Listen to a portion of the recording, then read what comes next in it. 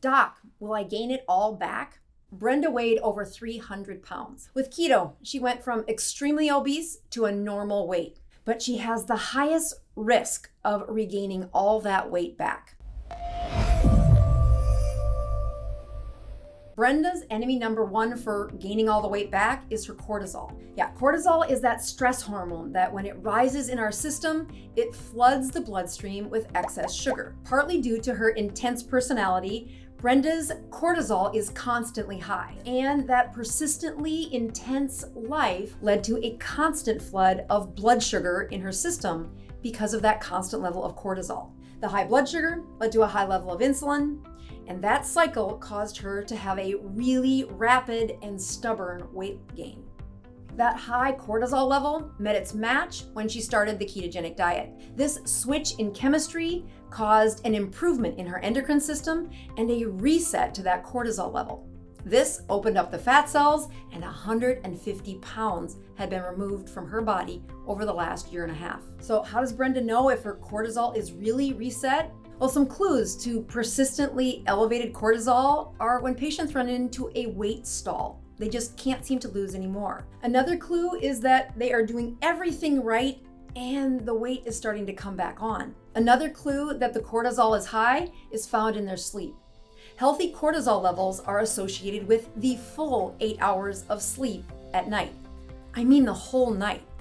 And they wake up in the morning without an alarm feeling refreshed. Those are really good signs the cortisol is normal. If you want some hard evidence about whether or not your cortisol is reset, look at that morning fasting glucose and those morning ketones. Persistently elevated cortisol causes the glucoses to rise, and those morning ketones stay around 0.4. When patients struggle with this elevated cortisol problem, I tell them to just fix their stress. The skill to managing stress is a learned skill that you do not learn in the moment. You must prepare ahead of time. And I have some tricks that I use to teach my patients how to do that. The first thing I teach is left-handed loops. Take a piece of paper and put the writing utensil in your non-dominant hand.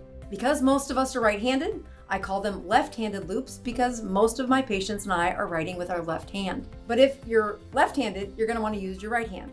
We are now going to make loops, or the cursive lower letter L, across the piece of paper several times. I set the timer for 3 minutes, and the rules are no speaking. Writing these cursive L's across the piece of paper is actually a very basic form of meditation.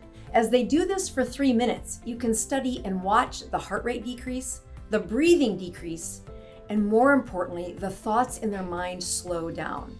Practicing left-handed loops proves to be at least a minor way to lower their stress. The best outcomes from this arrive when they've practiced this for more than 3 minutes several times a week. The second thing on my list is a Muse headband. Muse headband uses EEG technology to teach people how to meditate. They use a form of biofeedback, and you gain a chirping bird every time your brain settles into the brain waves associated with meditation.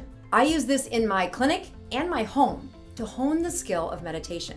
Improving your skill of meditation, you improve that process that your brain shuts down at night. You don't use these skills at night, you use them during the day and practice slowing down your mind and controlling that reflex to think about all the other things on your agenda. The third thing on my list steps up the game a little. I refer patients to a counselor who uses EMDR, or eye movement desensitization and reprocessing. This inexpensive and well-studied technique is quite effective at addressing those with chronically high stress or those with a past trauma.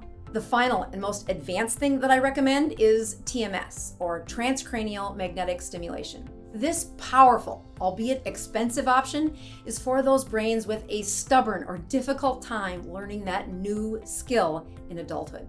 And of course, I wouldn't recommend anyone start learning this new skill if they weren't keto adapted. The best brain chemistry for any adult trying to learn a new skill is one that consistently uses ketones. So start that before you do the left-handed loops. And if you want to know more about that cortisol problem, check out this video. I'll see you there.